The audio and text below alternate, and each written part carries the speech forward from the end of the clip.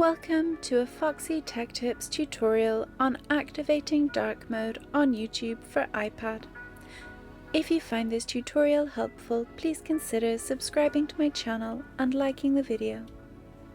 When you have the YouTube app open with your account logged in, go to the home page and tap on your profile icon from the top right.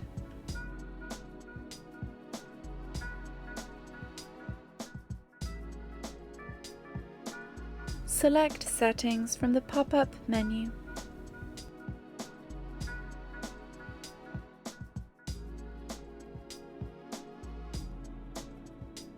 Under General Settings, click Dark Theme to enable it.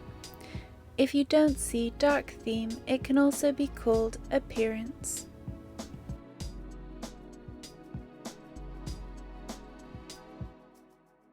Dark mode has now been enabled. And that draws an end to this tutorial.